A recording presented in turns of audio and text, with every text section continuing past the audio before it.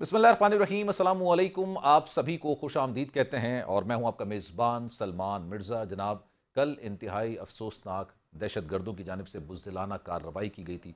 एक ऐसी ट्रेन को रोका गया जो कि कोयटा से पेशावर की तरफ जा रही थी। वहाँ पर मासूम मुसाफरों को यरगमाल बनाया गया।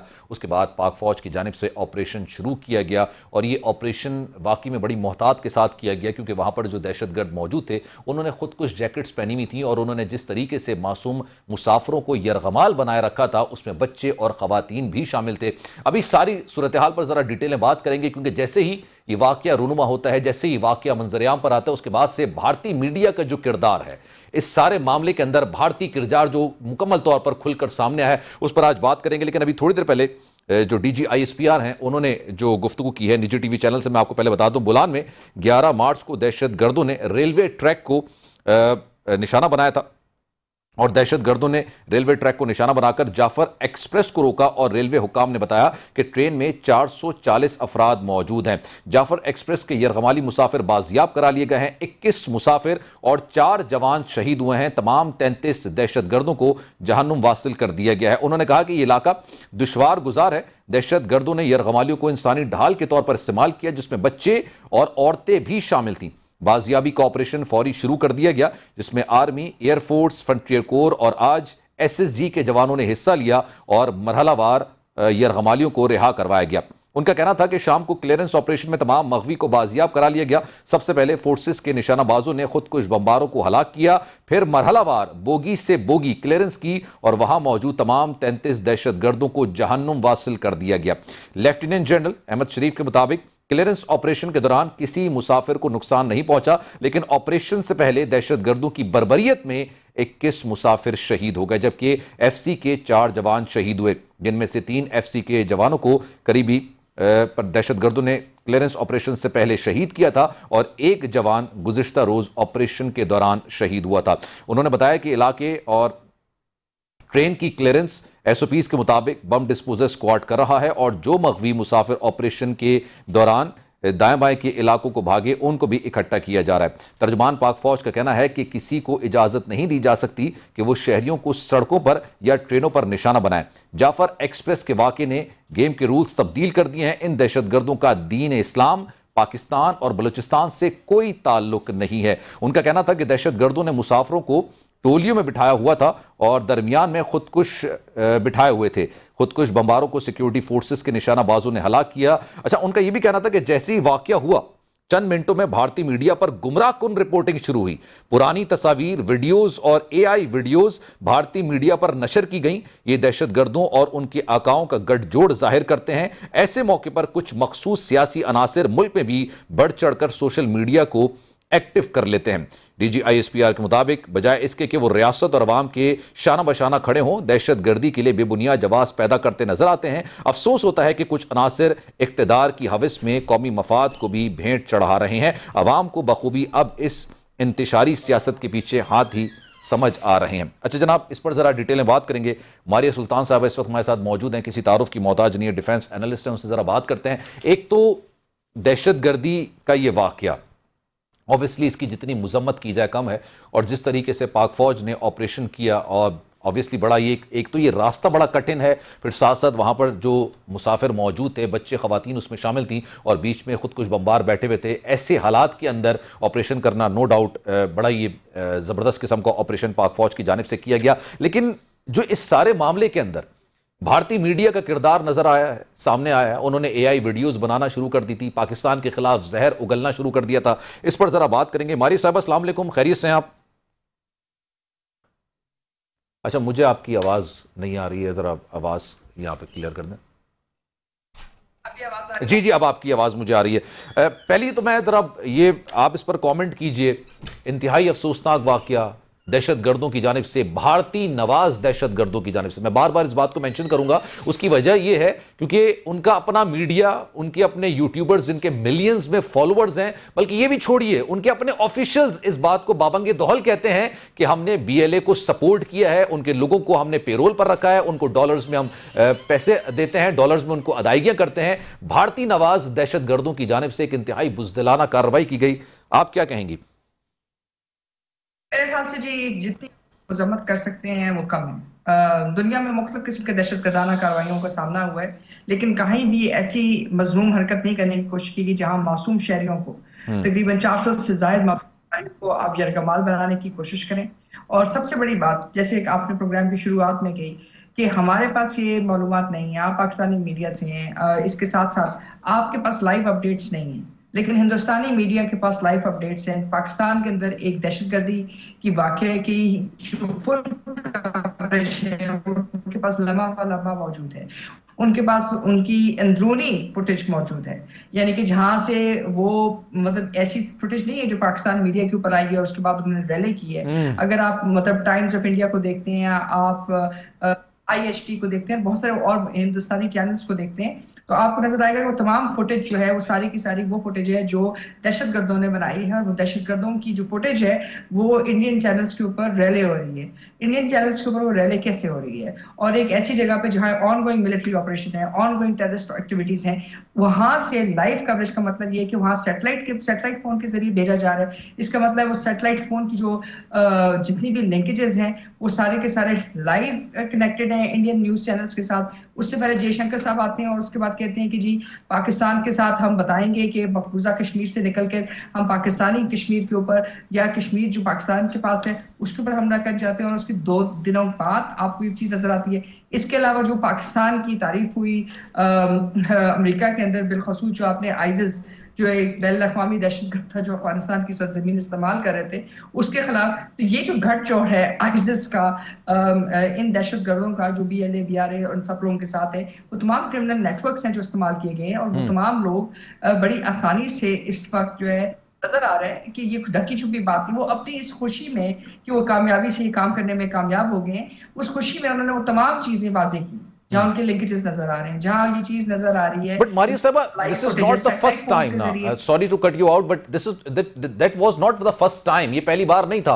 कुलभूषण की एक हाजिर सर्विस ऑफिसर की वहां पर मौजूदगी, उसका एतराफ जुर्म करना, एक हाजिर नेवी सर्विस का वहां पर मौजूद होना, जिस तरह से ऑपरेट करना, वहां से पाकिस्तानी फोर्सेस ने उसको गिरफ्तार किया, ये तमाम चीजें बहुत पहले से वाज़ेह थी। कुलभूषण ने अपने बयानात के अंदर ये बात बोली थी ना कि किस तरीके से भारत गैर मुस्तहकम करना चाहता है बलूचिस्तान सूबा पाकिस्तान का, यहां पर दहशतगर्दी को फरोग देना चाहता है, और फिर पूरी दुनिया के अंदर पाकिस्तान का ही इमेज बदनाम करता है कि पाकिस्तान दहशतगर्दी को फरोग करता है। हालांकि पाकिस्तान दहशतगर्दी से सबसे ज्यादा मुतासिर है, और दहशतगर्दी किसकी तरफ से हो रही है? इंडियन पेड टेररिस्ट की तरफ से हो रही है। देखिए, आप सबसे पहली बात में जैसे बात की, लेकिन पहले तो ये था कि वो इस तमाम चीजों से निकल गई क्योंकि एक बहुत बड़ी जंग अफगानिस्तान में हो रही थी। लेकिन इस वक्त तो अफगानिस्तान में कोई जंग नहीं है।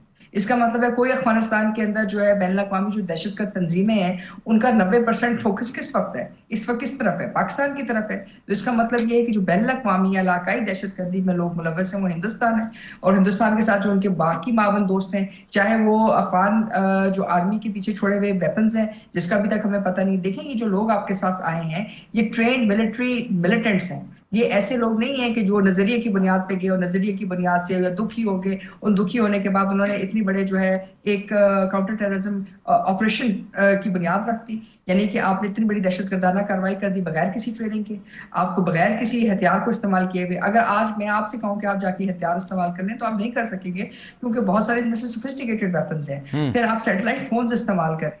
एक सैटेलाइट फोन थ्राया की जो कीमत है वो लाखों डॉलर में है। उसकी जो मंथली फीस है वो तकरीबन जो है कम से कम आप कह सकते हैं हजारों डॉलर्स के अंदर है। और अगर हजारों डॉलर्स के अंदर है तो ये तमाम हजारों डॉलर वो कहाँ से फाइनेंस करें? बलूचिस्तान के तो लोग जो है पॉवर्टी रिडन है, उनके पास तो ये पॉवर्टी के इश्यूज हैं, बाकी इश्यूज हैं। तो ये एक बलोच जो इस दहशतगर्दी की जकड़े में मतलब इस मुसीबत में फंस गया है, उसके पास इतने पैसे कहाँ से आए हैं कि आप एक सैटेलाइट फोन इस्तेमाल कर रहे हैं, अमेरिकन साफ का वेपन इस्तेमाल कर रहे हैं, अफगान नेशनल आर्मी की छोटी हुई जो चीजें हैं उसके बारे में आपको पता है, और फिर आप ये तमाम चीजें करने के बाद एक बहुत बड़ा ऑपरेशन करते हैं। 50 दहशतगर्द आपने अभी मारे हैं। इसका मतलब ये है कि 50 दहशतगर्द के मतलब से भी जो अहम बात है कि जो 50 दहशतगर्द वो हैं जो इस ट्रेन के इर्द गिर्द मौजूद थे। उसके बाद जो बाकी लोग इसकी कवरेज कर रहे थे, फिर इसके बाद जितनी तेजी से उन्होंने अपना इंफॉर्मेशन ऑपरेशन किया है, उस ऑपरेशन का क्या मतलब है? इसका मतलब ये कि अगर बालाकोट का जवाब आप नहीं दे सके अस्करी तौर के ऊपर, पाकिस्तान का अस्करी तौर पर आप जवाब नहीं दे सकते, आप दहशतगर्दी के जरिए करेंगे। और अगर आप दहशतगर्दी के जरिए करेंगे तो इस मसला ये है ये तमाम चीजें कर सकते थे। मसला ये है कि इस वक्त अमेरिका में सदर ट्रंप आ चुके हैं, वो भी पूछना चाहेंगे कि अगर सीआईए ने इतने पैसे दिए, जो चीजें छोड़ी, वो आपकी किधर गई, उनके बारे में क्या जो है जाविया मौजूद है। क्योंकि जाहिर है जितनी जो उनकी कोशिशें हैं वो भी ये है कि अफगानिस्तान की सरजमीन दहशतगर्दी के लिए इस्तेमाल ना हो। दोहा प्रोसेस के अंदर आपके यूएन सिक्योरिटी काउंसिल रेजोल्यूशन 1373 के तहत अफगानिस्तान की सरजमीनी इस्तेमाल जो चाहिए, 1267 के तहत फैटफ आता है। फैटफ के मुताबिक भी आपको फाइनेंसिंग नहीं करनी चाहिए। सो आपने उनकी फाइनेंसिंग की, आपने उनकी अस्करी ट्रेनिंग की, उसके बाद फिर आपने, ये काफी नहीं है कि आपने ये कुछ किया, फिर उसके बाद आपने इतने ज्यादा मासूम अवाम को जो है उनके ऊपर हमला किया, और उसके बाद फिर आपके मिनिस्टर्स, आपके लोग आके उस पर बात करते हैं। उसके बाद पूरा इंडियन मीडिया जो है लाइव कवरेज के साथ, लाइव चीजों के साथ, लम्हा बलम्हा खबर के बाद, अच्छा एक चीज और भी है ना, एक चीज और भी है, इनका इंडियन मीडिया का यहां पर इंटरेस्ट क्या सामने आता है?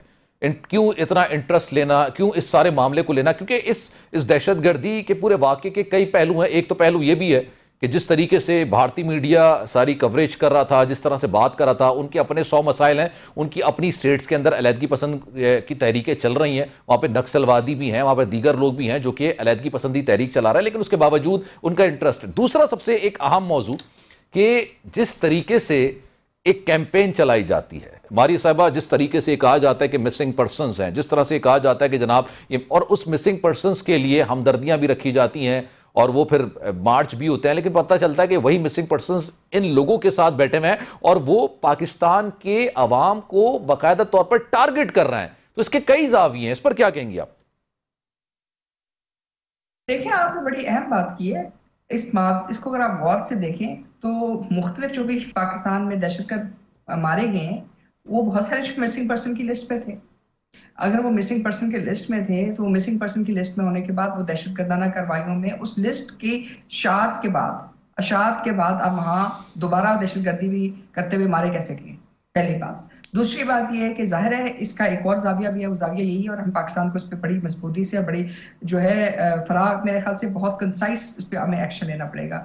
वो ये है कि पाकिस्तान के अंदर जो भी दहशतगर्दाना कार्रवाइयाँ हो रही, बिलखसूस बलोचिस्तान के अंदर, हमें जो है 3 चीजें करनी पड़ेंगी। एक तो जो बी एरियाज हैं उसको अब मामलात आप नहीं छोड़ सकते हैं कि जिस सियासी समझबूझ के तहत आप बी एरिया उसको बी एरिया रहने देंगे क्योंकि आप वहाँ अलीट पॉलिटिक्स करना चाहते हैं। नहीं, आपको बी एरियाज को ए एरिया कन्वर्ट करना पड़ेगा, वहां अपनी पुलिस को, जस्टिस सिस्टम को और लोगों तक चीजें पहुंचानी होंगी। दूसरा ये कि अफगानिस्तान से आपको दो टोक बात करनी पड़ेगी कि अगर अफगानिस्तान की सरजमीन इस तरह दहशतगर्दाना कार्रवाई के लिए इस्तेमाल होती है तो जाहिर है ये आपके लिए काबिल कबूल नहीं है। और तीसरा ये कि हिंदुस्तान को भी ये बात बावर करवानी होगी कि अगर आप पाकिस्तान के अंदर ये दहशतगर्दाना कार्रवाइयां करेंगे, चाहे उसमें आप हमारे बच्चे इस्तेमाल करें, चाहे उसके अंदर आप अफगानिस्तान सरजमीन इस्तेमाल करें, लेकिन हम ये बात जानते हैं और हम समझते हैं कि ये कार्रवाई आप कर रहे हैं, और अगर आप ये कार्रवाई कर रहे हैं तो उसका खुमियाजा भी आपको उठाना पड़ेगा। और तीसरा ये सबसे आखिर में, लेकिन सबसे अहम, ये कि आपको इन तमाम इंटरनेशनल फोरम्स पे और इलाकाई फोरम्स के ऊपर ये बात लेके जानी पड़ेगी।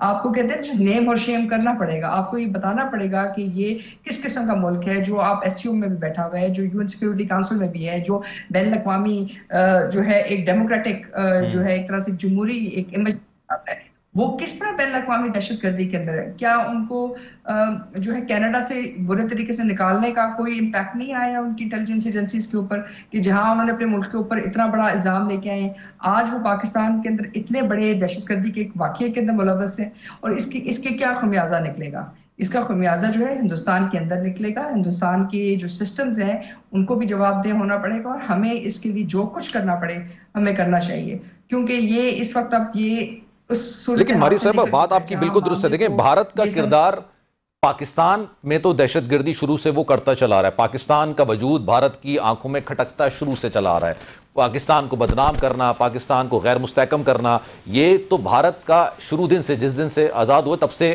उसका भारत का एक ख्वाब है कि पाकिस्तान को तोड़ना। आपने 71 में देखा जिस तरीके से मुक्ति बहानी को करना, फिर अभी नरेंद्र मोदी ने खुद कहा कि हमने मुक्ति बहानी को सपोर्ट किया, तमाम चीज़ें सामने। लेकिन फिर अब दुनिया में उनकी दहशतगर्दी बढ़ती चली जा रही है। कनाडा में जो उनके एक्टिंग प्राइम मिनिस्टर थे, उन्होंने पार्लियामेंट में खड़े होकर किस तरीके से रॉ को एक्सपोज किया था, भारत को एक्सपोज किया था और उनके सिफारतकार को बेदखल किया था। और सिर्फ वो कनाडा नहीं था, कनाडा के साथ जितनी भी दुनिया की बेहतरीन, जैसे कनाडा हो गया, अमेरिका हो गया, ऑस्ट्रेलिया हो गया, ये वो ममालिक हैं जिनकी सिक्योरिटी एजेंसी साथ काम कर रही होती हैं। उन्होंने पूरा होमवर्क किया और जिस तरह से सिख रहनुमा को उन्होंने मारा था, रॉ के एजेंट ने उनको बाकायदा एक्सपोज किया। अब पूरी दुनिया के अंदर रॉ इंडियन जो इस्टेब्लिशमेंट है वो एक्सपोज होती चली जा रही है, लेकिन उसके बावजूद पाकिस्तान सिफारती सतह पर उस तरीके से उस सारे मामलों को कैश नहीं कर पा रहा या उठा नहीं पा रहा। देखिए, उसकी मल्टीपल वजूहात हैं। पहली वजह तो ये थी कि अमेरिका, हिंदुस्तान, इनकी बहुत ज़्यादा गठजोड़ था उनकी इस्टेब्लिशमेंट का हिंदुस्तानी इस्टेब्लिशमेंट के साथ। इस वक्त अमेरिका के अंदर एक तब्दीली आई है और हम इस बात के ऊपर जो है पुरउम्मीद हो सकते हैं कि कम अज़ कम सदर ट्रंप साहब ये कोशिश ज़रूर करेंगे कि अगर दहशतगर्दी के वाक़यात हो रहे हैं तो वो उसके अंदर हिंदुस्तान का साथ नहीं देंगे। वही रही बात उनकी बाकी उनकी स्ट्रेटेजिक कन्वर्जेंस की, तो वो बेशक जारी रखें, लेकिन ये बात पहली है। दूसरी बात ये है कि जाहिर है हमने हमेशा जो है हिंदुस्तान पे जो बातचीत की तो हमने उनको हमेशा बेनिफिट ऑफ अ डाउट दिया, लेकिन इस दफ़ा हम कलम बंद करेंगे वो तमाम चीज़ें जो हिंदुस्तान ने की हैं। इसके बाद जब ये ऑपरेशन होपफुली जब बाहर निकलता है और उसकी जो इसके साथ जो मालूमात बाहर निकलती हैं, उसके बाद आपके पास इस किस्म का वाकया दुनिया में तकरीबन 3 या 4थी दफा हो रहा है जहां दहशतगर्दों ने कितनी बड़ी ट्रेन को जो है यरगमाल बनाने की कोशिश की। ये तो ट्रिब्यूट है आपकी फोर्सेस का कि आपने इतने कम वक्त में न सिर्फ लोगों को, मगवी लोगों को जो है आजाद करवाया, लेकिन उसके साथ साथ दहशतगर्दों की जहन्नम आसाद किया। ड्यूरिंग दिस ऑपरेशन से पहले कैजुअलिटीज हो सकती हैं, शहादतें हुई पाकिस्तान अवाम के लोगों की जो वहाँ पर ट्रेन के अंदर मौजूद है, लेकिन ड्यूरिंग द ऑपरेशन कोई कैजुअलिटी नहीं हुई। एक बड़ी एक कामयाबी आप कह सकते हैं इस ऑपरेशन की है। देखिए, असल बात यह है कि ये ऑपरेशनों की जो इंफॉर्मेशन कैंपेन अगर आप देखते हैं इंडियन मीडिया की, तो जाहिर है ये इंफॉर्मेशन कैंपेन सिर्फ 2 दिन के लिए नहीं थी जो उन्होंने इतना बड़ा जो बिल्डअप कर रहे थे। उनके ख्याल से ये जो पूरा जो तसलसल था, अगर 400 लोगों को उन्होंने मुलवी किया था, वो कम अज कम 1 महीना या 2 हफ्ते या 3 हफ्ते तक चलता, जहां उनकी डिमांड्स, उसकी तमाम चीजें। अब सबसे इंटरेस्टिंग बात अगर आप देखें तो मीडिया की जो चीजें निकल रही हैं उसके अंदर वो कह रहे हैं कि जी BLA और BRA और इनकी डिमांड्स ये हैं। अच्छा, वो आपको डिमांड्स कैसे पता चली? ऑपरेशन के दौरान पता चली? नेगोशिएशंस तो हुई नहीं, मुज़ाकरात नहीं, सिर्फ एक मिलिट्री ऑपरेशन और मिलिट्री ऑपरेशन के अंदर लोग मर गए। अब आप मुझे बताएं कि उस मिलिट्री ऑपरेशन के दौरान इन्होंने ये डिमांड्स किस जगह के ऊपर एयर की, और ये जो डिमांड्स मीडिया के पास पहले कैसे पहुंची? इसका मतलब है कि डिमांड्स इसका मतलब ये है कि वो इंडियन मीडिया उनकी तर्जुमानी कर रहा था ना, इसका सिंपल सा मतलब, क्योंकि ये डिमांड्स और ये सारी चीजें तो मंजर आम पर आई नहीं। सलमान, देखिए, तर्जमान की बाद में होती है कि मैं कोई बात करूं, आप उसके बाद उसका वजाहत दें। बात यह है कि अभी तो खत्म नहीं हुआ, ऑपरेशन जारी था। उस ऑपरेशन में आपके मुज़ाकरात का अमल शुरू नहीं हुआ। जब कोई मुज़ाकरात हुए नहीं है तो आपकी डिमांड्स कैसे वहां पहुंच गई? देखिए, अभी तो सिचुएशन स्टेबलाइज हुई है कि आप उस पर कहें कि ये हमारे मुज़ाकराती डिमांड्स हैं, ये हमें ये चाहिए, हमें वो चाहिए। ये तो चीजें अभी हुई नहीं है। मतलब एक ऑपरेशन जारी है, उस ऑपरेशन के दौरान ये तमाम जो डिमांड्स हैं वो डिमांड्स वहां कैसे पहुंची? इसका मतलब है कि वो डिमांड्स वहां निकली नहीं है। इसका मतलब है कि जो डिमांड्स देने वाले हैं, ऑर्केस्ट्रेट करने वाले हैं, वो कोई और हैं जिनके पास थी वो डिमांड, जिन्होंने पहले वो डिमांड्स बता दी। ऑपरेशन तो कंक्लूड होने देते हैं ना, मुज़ाकरात का अमल तो शुरू, मतलब इस दहशतगर्दी की कार्रवाई का एक एलिमेंट, या कहते हैं ना कि जैसे दहशतगर्दी की जो इस कार्रवाई के एक हाथ भारतीय मीडिया भी था जिसके पास ऑलरेडी पहले से डिमांड्स मौजूद थी, वो भी इस पूरी दहशतगर्दी कार्रवाई का हिस्सा थे।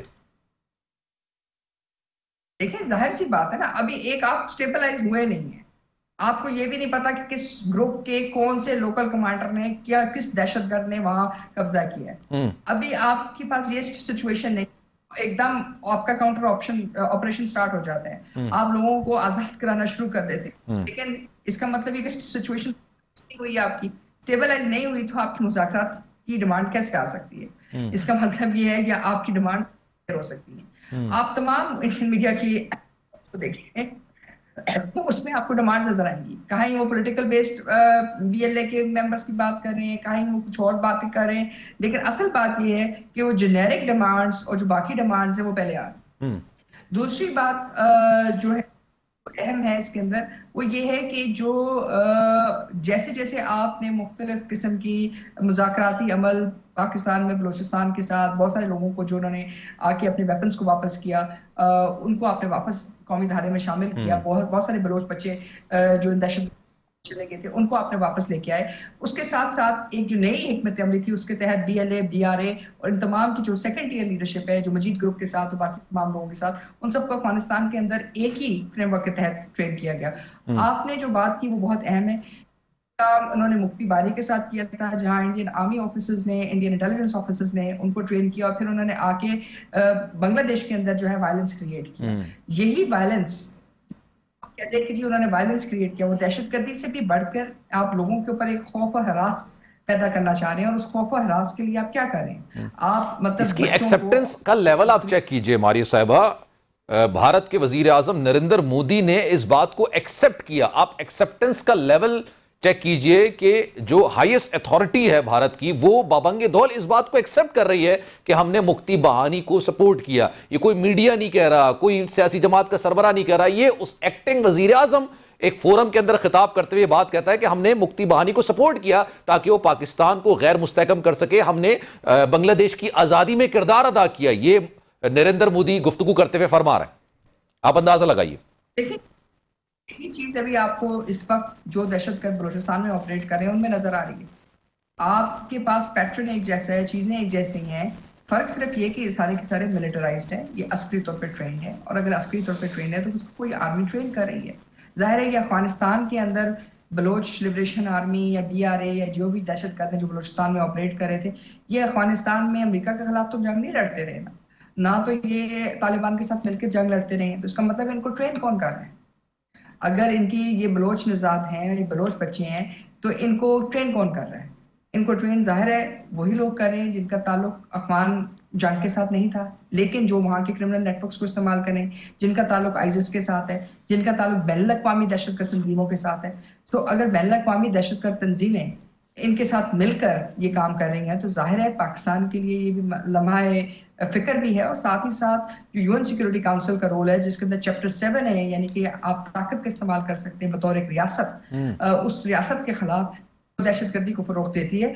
तो ये एक आपके पास एक मैंडेट है जिसमें आप काउंटर टेररिज्म ऑपरेशन से बढ़कर कोई भी ताकत का इस्तेमाल कर सकते हैं और आप इसको वसअत दे सकते हैं, न सिर्फ अफगानिस्तान के खिलाफ बल्कि हिंदुस्तान के खिलाफ भी और उन तमाम ममालिक के खिलाफ जो इस वक्त आपके मुल्क में दहशतगर्दी करने की कोशिश करें। और फिर सबसे बड़ी बात यह कि ये क्यों कर रहे हैं?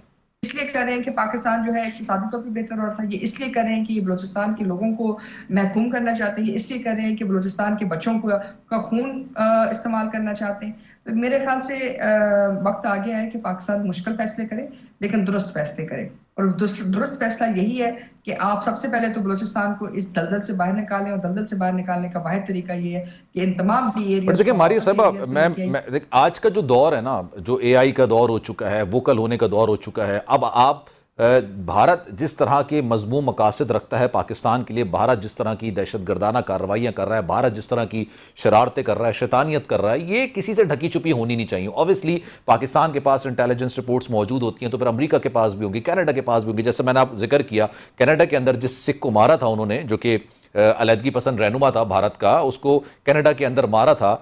उसमें पूरा होमवर्क कनाडा ने पहले किया। उसके बाद जस्टिन ट्रूडो पार्लियामेंट के अंदर खड़े होकर ये बात कहते हैं उस वक्त के वजीर आजम कि जनाब इस सारे मामले के अंदर रॉ का एहलकार मुलव्विस है। उसका नाम तक मेंशन किया गया, उसको फिर हटाया गया क्योंकि उसको उन्होंने एक एम्बेसडर का एक ओहदा दिया हुआ था। उन्होंने कहा एम्बेसडर नहीं है, ये एक रॉ का एजेंट है जिसने गोलियां चलाई, जिसने मारा है। और उसके बाद कनाडा और इंडिया के मामला बहुत खराब हुए, बहुत ज्यादा ये मामला। और उस सारे मामले के अंदर सिर्फ कनाडा इन्वॉल्व नहीं था, उसमें दीगर मुल्कों की एजेंसीज भी इन्वॉल्व थी। एक ऐसे टाइम में जब किसी से कोई ढका छुपा नहीं है, आप किसी पर संगीन या गलत इल्जाम नहीं लगा सकते हैं, फिर पाकिस्तान के सिफारती ताल्लुकात पूरी दुनिया में भारत का असल जो चेहरा है उसको बेनकाब करने में आपको लगता है कि यह थोड़ी सी नाकामी है पाकिस्तान की सफारती सतह पर?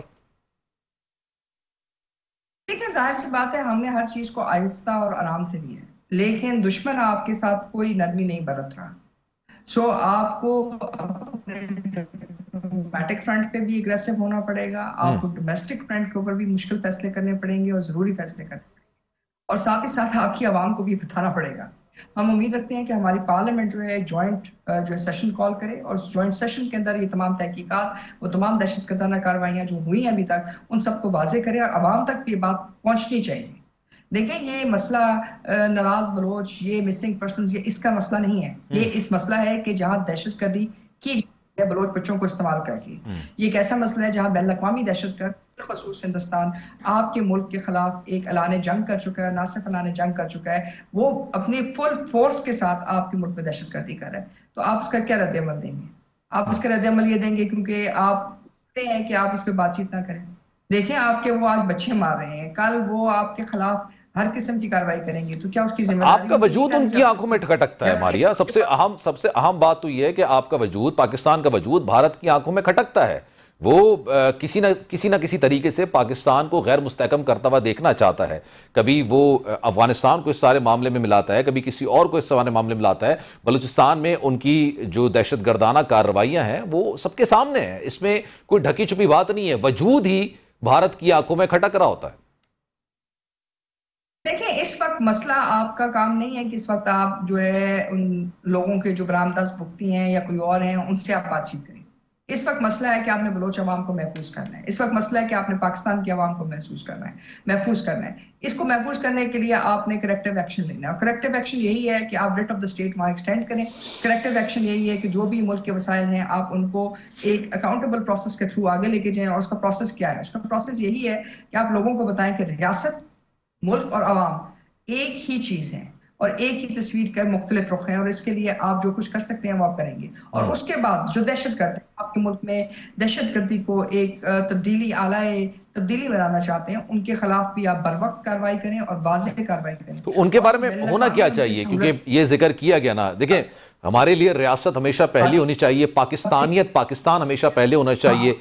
सियासी मामला, सियासी इख्तलाफात अपनी जगह पे, लेकिन पाकिस्तान है तो हम हैं। पाकिस्तानियत पहले होनी चाहिए, रियासत पहले होनी चाहिए, रियासती इदारे पहले होने चाहिए। लेकिन उसके बावजूद सोशल मीडिया पे जिस तरह की शरारतें ऐसी दहशतगर्दी के वाक़े के बाद अगर होने लगती हैं, उस पर मारिया क्या कहेंगी आप? आपकी क्या राय है उस पर? देखिए, आपने एक बड़ी अहम बात की। मुझे आप एक बात बताएं, ये 400 लोग थे जो मकवी हुए, उनमें से कुछ लोगों का ताल्लुक एक सियासी पार्टी से होगा, कुछ का किसी और से होगा, कुछ का एस्टैब्लिशमेंट से होगा, कुछ का किसी और से। यानी पाकिस्तान का हर शहरी एक तरह से उस के अंदर मौजूद था। क्या आपके दहशतगर्द ने के लिए फर्क रखा कि आप एक सियासी पार्टी से हैं और आप उनकी सोशल मीडिया पे उनका साथ देते हैं, या उन्होंने आपके बच्चों को, आपकी बीवियों को, आपके जवानों को उसी तरह मखवी किया, उसी तरह जो है मौत और जिंदगी के दरमियान जंग के लिए खड़ा किया? देखिए, हमें अपने आंखों से ये बात निकालनी होगी।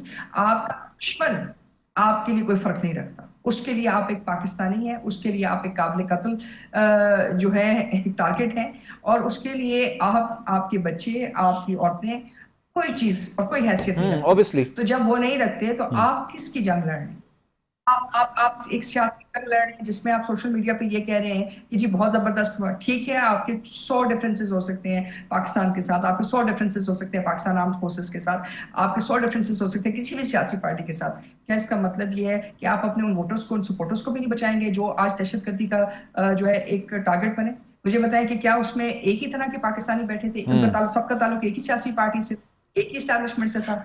नहीं। देखिए, उस ट्रेन के अंदर हर पाकिस्तानी मौजूद था। अगर हर पाकिस्तानी मौजूद, क्या उनकी जिंदगी का कोई एहतराम नहीं? क्या उनकी मुस्तकबिल का कोई एहतराम नहीं? क्या उनको जिंदा रहने का हक नहीं? क्योंकि आप अपने सियासी मफादात के लिए exactly. आप बिल्कुल। अच्छा मारी साहब, मुझे एक ब्रेक लेना है। ऑब्वियसली आपने बात बिल्कुल दुरुस्त की है। अब ब्रेक के बाद मैं आपको जरा ये अमेरिका की जो सफरी पाबंदी है उस पर भी जरा बात करना चाहूंगा, लेकिन ब्रेक पर जाने से पहले पाकिस्तानियत सबसे पहले होनी चाहिए, रियासत सबसे पहले होनी चाहिए, और एक बात को मेक श्योर करना चाहिए कि आपके थॉट्स के अंदर, आपके अल्फाज के अंदर, आपके अंदाज के अंदर, आप में और पाकिस्तान के दुश्मन के अंदाज में वाज़ेह फर्क होना चाहिए, वरना आप में और पाकिस्तान के दुश्मनों में ज्यादा फर्क नहीं होगा। पाकिस्तान पहले है, रियासत पहले है, पाकिस्तानियत पहले है। एक ब्रेक लेते हैं जनाब, ब्रेक के बाद वापस आएंगे।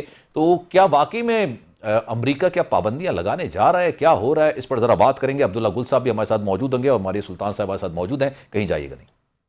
वेलकम बैक जनाब, प्रोग्राम एक बार फिर से आपको खुशामदीद कहते हैं। और पिछले कुछ दिनों से, 3-4 दिनों से ये बात काफ़ी ज़्यादा सोशल मीडिया पर भी की जा रही है, क्योंकि सोशल मीडिया से ही ये सारा मामला निकला था। रॉयटर्स की खबर निकल कर सामने आई थी जिसमें उन्होंने कहा था कि जनाब डोनाल्ड ट्रंप जो है अब सफरी पाबंदियां आयद करने जा रहे हैं और उसमें गालिबन शायद पाकिस्तान का नाम भी हो सकता है। जो रॉयटर्स ने खबर दी थी उसमें उन्होंने मेंशन किया था कि हम 3 सोर्सेस की बुनियाद पर, क्योंकि 3 सोर्सेस उन्होंने कंफर्म किया था, जिसके बाद उन्होंने कहा कि अफगानिस्तान और पाकिस्तान भी शामिल हो सकता है। लेकिन उसके बाद फिर इस खबर को ये स्टैब्लिश होना शुरू हुई, आहिस्ते आहिस्ते न्यूयॉर्क पोस्ट ने भी इस पर बात करना शुरू की, लेकिन उसमें पाकिस्तान का नाम सबसे आखिर में लिया जा रहा था।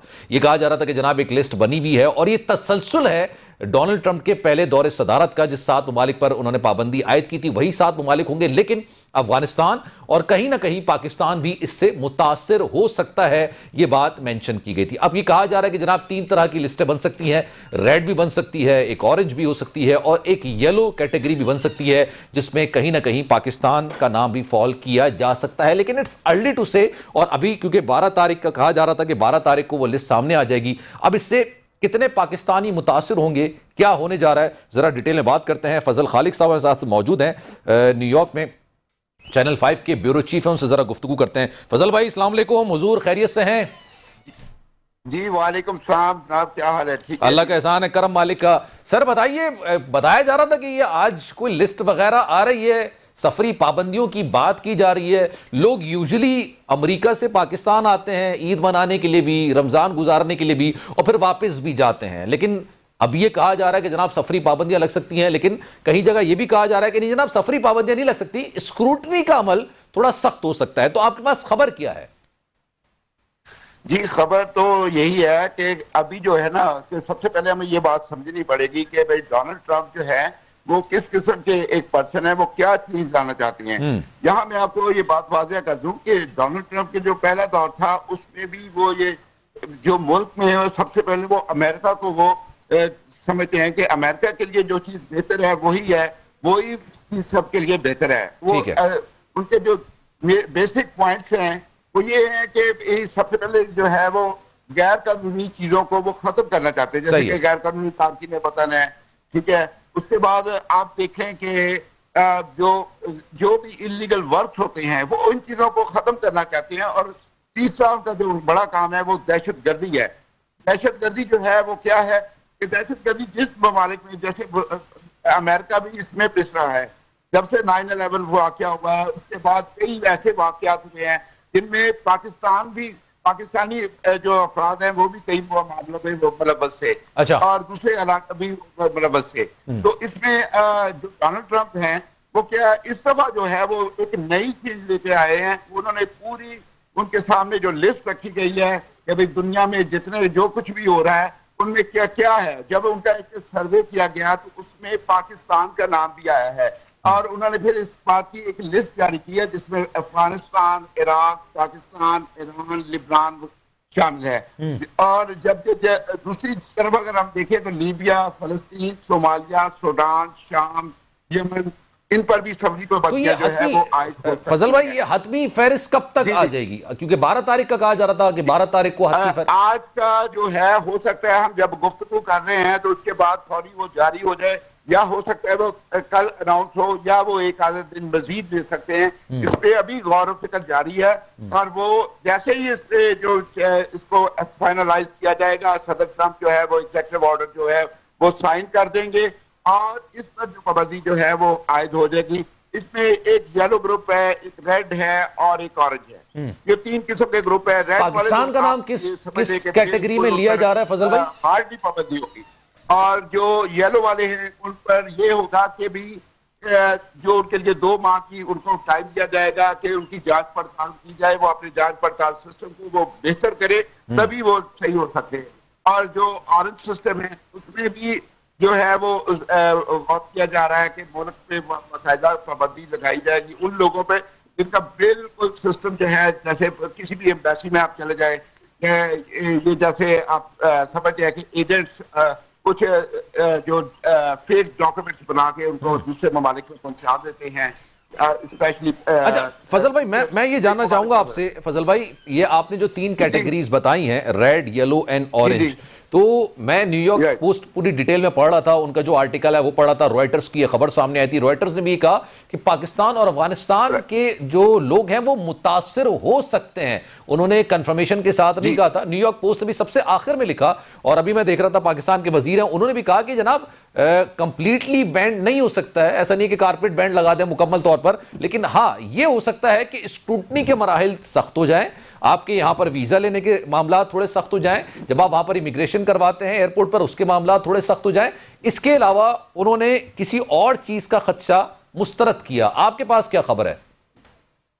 जी मैं ये आपको वाज़ह कर दूं कि अभी जो आरटीजी की जो रिपोर्ट है उसके मुताबिक जो पाकिस्तान है वो दुनिया में दूसरे नंबर पर दहशतगर्दी के मामले में आया है। और यहाँ ये बात आपको ये काबिल गौर है कि भाई पाकिस्तानी जो है, पाकिस्तान का नाम तो 100% इसमें शामिल है कि भाई, और अफगानिस्तान का, क्योंकि रिसेंटली जो प्रेसिडेंट ट्रंप ने शुक्रिया तो अदा किया है कि भाई पाकिस्तान ने जो है ना शरीफुल्लाह को पकड़वाने में उसमें उसकी मदद की है, लेकिन उसके दूसरे एंगल से अगर हम देखें ना तो अब वो पाकिस्तान को इस सिलसिले में कोई रिलीफ नहीं दे रहे, कुछ ज्यादा अच्छा नहीं समझ रहे। सिर्फ एक ऐसी चीज है कि आपने एक हेल्प की है। इससे पहले पाकिस्तान को किसी खाते में नहीं लिखा जा रहा था, कोई ऐसी चीज नहीं थी कि पाकिस्तान का जो नाम। लेकिन फजल भाई आपकी बात बिल्कुल दुरुस्त है। ऑब्वियसली आप वहां पे क्रेडिबल जर्नलिस्ट हैं और ब्यूरो चीफ की हैसियत से आप काम भी कर रहे हैं। सर मुझे बताइएगा, क्योंकि अक्सर लोग ये बात कर रहे हैं कि इतना ईजी होगा नहीं, इतना आसान होगा नहीं करना। ऑब्वियसली एक रिलेशंस भी होते हैं, स्ट्रेटेजिक पार्टनर भी होते हैं, दहशतगर्दी के खिलाफ जंग के अंदर स्ट्रेटेजिक पार्टनर भी हैं।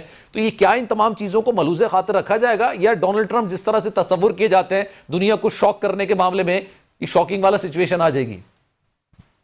सर आज तक अभी तक जो ऐसा हुआ है कि जो इनका पिछले दौर का विजिट करें, अभी रिसेंटली का करें, तो डोनाल्ड ट्रंप ने जो बात कही है वो करके दिखाते हैं, चाहे उसमें बाद में कुछ ऐसा जो है कोर्ट उसका कोई डिसीजन और ले लेती है। अब यहाँ मैं आपको ये बात वाज़ह कर दूं, बहुत से ऐसे अफराद हैं जिनको अभी ये नहीं पता कि जो एग्जेक्टिव ऑर्डर क्या होता है और कांग्रेस का बिल जो है वो क्या होता है। अब एग्जेक्टिव ऑर्डर जब जैसे ही वो पास कर देंगे तो इसका मतलब उसकी पाबंदी हो जाएगी, लेकिन एग्जेक्टिव ऑर्डर को चैलेंज किया जा सकता है। अगर हम कांग्रेस की बात करें तो कांग्रेस में जो भी बिल होगा वो अगर अप्रूव हो जाता है वो तो कानून बन जाएगा राय से, तो जी वो कानून बन जाता है। तो बहुत से लोगों की गलतफहमी होती है कि ये ऐसे क्या है, लेकिन अब हम अपनी कियास-आराइयां करते जाएं कि ऐसा नहीं होगा, जैसे बिल्ली कबूतर को चले लेट्स सी। अच्छा वैसे मैं अगर आपसे ये लास्ट क्वेश्चन करूं फजल भाई, ये आने का कब तक अभी कुछ पता है कि आज आ जाएगा कल आ जाएगा, इस हवाले से कुछ पता है या नहीं? अभी तक ना, क्योंकि एक्सपेक्टेशन जो है वो आज की है। ये मैंने आज आपको बताया है कि हो सकता है जैसे हम अब गुफ्तगू जारी करें उसके बाद फौरी वो इसको बिल को अनाउंस कर दें। अभी तक जो इस पे वर्कआउट जारी है और अभी एग्जीक्यूटिव ऑर्डर जो है साइन नहीं हुए, लेकिन किसी वक्त भी हो सकते हैं। ये आज की डेट दी हुई थी, आज नहीं कल हो सकते हैं, परसों हो सकते हैं, एक दो दिन के अंदर हो सकते हैं, लेकिन उन्होंने एग्जैक्ट डेट नहीं दी। अभी वर्क जारी है। थैंक यू सो मच फजल खालिक साहब, thank you so much for your time, बहुत शुक्रिया आपके वक्त का। लेट्स सी जनाब आने वाले वक्तों में क्या होता है। सलमान मिर्जा को दीजिए इजाजत। जिंदगी रही, सेहत रही, आपकी दुआएं रही, तो इंशाल्लाह आपसे फिर मुलाकात होगी। ख्याल रखिएगा अपना। अल्लाह हाफिज।